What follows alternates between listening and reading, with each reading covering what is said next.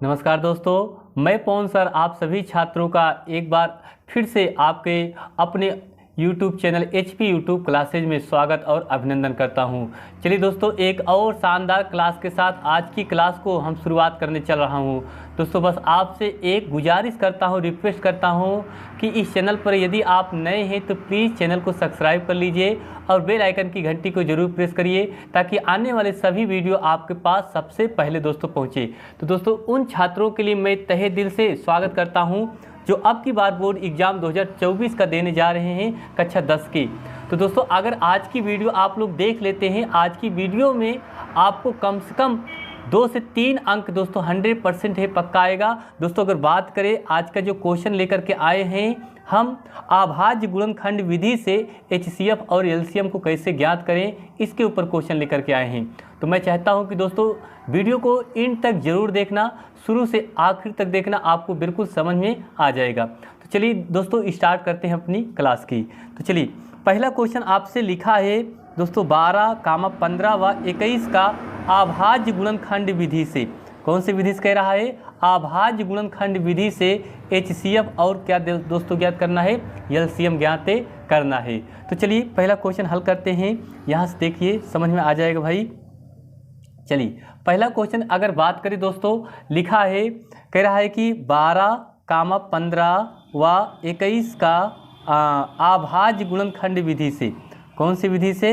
अभाज्य गुणनखंड विधि से। तो दोस्तों अभाज्य गुणनखंड विधि से हमें HCF और दोस्तों क्या निकालना है? LCM को निकालना है। तो करेंगे कैसे? जैसे ये लिखेंगे 12 लिखेंगे तो 12 का अभाज्य गुणनखंड क्या होगा? 2 दूनी 4, तिहाई कितना होगा? 12 होगा। ठीक है, उसी प्रकार से अगर 15 की बात करें तो 15 का भी देखिए लिखेंगे 3 गुणे क्या लिखेंगे? 5 लिखेंगे, 3 पचे 15। फिर उसके बाद दोस्तों 21 लिखा है तो 3 गुणे कितना लिखेंगे? 7 लिखेंगे, 3 सते 21। तो इस तरह से इसका हमने क्या कर लिया दोस्तों? अभाज्य गुणनखंड कर लिया।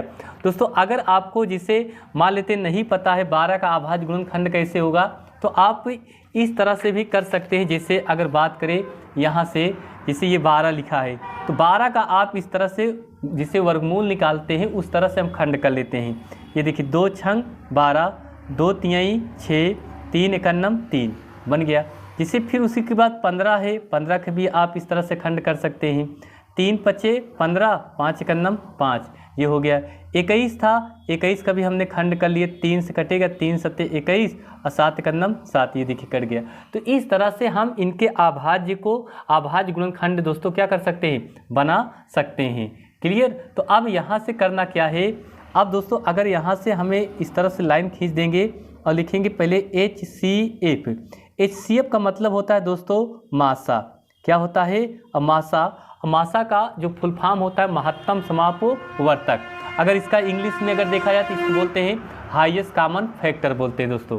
ठीक है, तो अब देखिए जो मासा का मतलब होता है उभयनिष्ठ गुणनखंड। तो देखिए तीनों में आपका कॉमन क्या हो रहा है?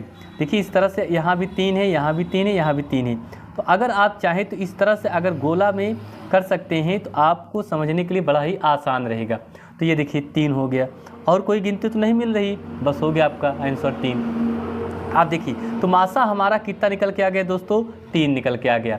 अब बात करें इसके LCM की, किसकी बात करें दोस्तों? LCM की। तो LCM जो निकाला जाता है इसको हम बोलते हैं दोस्तों लासा। क्या बोलते हैं? लासा। तो अब जो दोनों में तीनों में मिलता है उसको ले लीजिए और जो नहीं मिल रहा है उसको भी ले लीजिए। अब देखिए 2 आपके 2 बच रहे हैं, एक आपका 5 बच रहा है दोस्तों, एक आपका 7 बच रहा है। अब गुणा कर लीजिए इसको। ठीक है, देखिए 3 दूनी 6, 6 दूनी 12, 12 पंचे 60 और 60 का 7 में गुणा करें, 7 छंग 42, 420। ये आपका क्या आ गया दोस्तों? LCM आ गया। तो दोस्तों ये क्वेश्चन आपको कैसा लगा? कोई भी क्वेश्चन हो दोस्तों आप बड़े सरल तरीके से इन तरह के क्वेश्चनों को हल कर सकते हैं। ठीक है, चलिए देखते हैं क्वेश्चन नंबर हमारा अगला क्या कह रहा है। क्वेश्चन दोस्तों अगर बात करें अगला हमारा, तो अगला क्वेश्चन देखिए आपसे लिखा है 13, 17 व 22। क्या लिखा है दोस्तों? 13, 17 व 22 का हमें क्या निकालना है?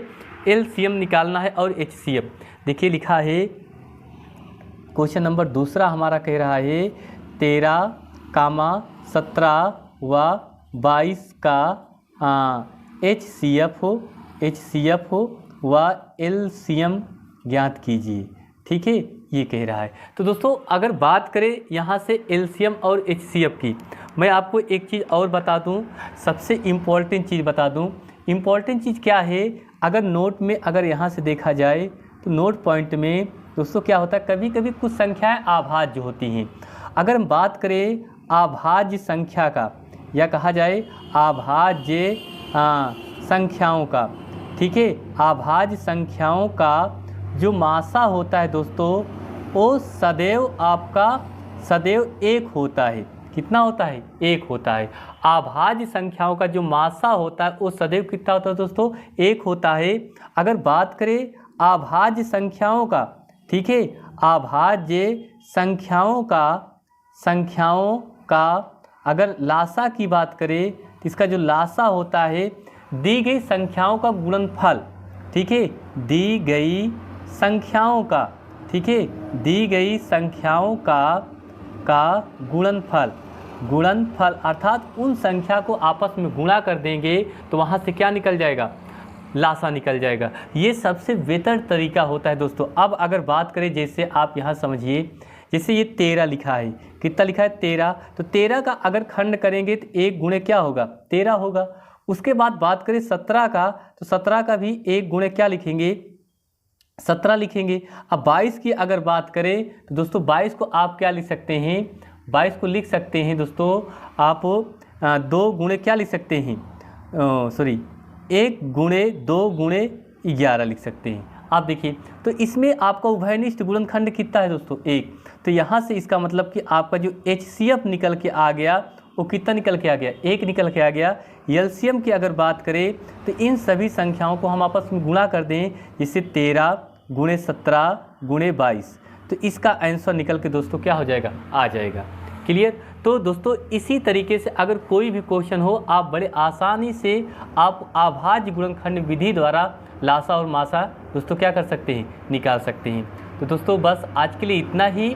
आगे मिलेंगे इसी पार्ट में और आगे चलेंगे। बस आप लोग कोई भी समस्या हो, कोई भी दिक्कत हो, आप लोग कमेंट बॉक्स में बताइए। मैं आप लोग के लिए ऐसे ही बहुत सारे क्वेश्चन लेकर के आऊँगा और कंटिन्यू आपके साथ हम बनेंगे दोस्तों। चलिए मिलते हैं अगली क्लास में। बहुत बहुत दिल से थैंक यू, धन्यवाद।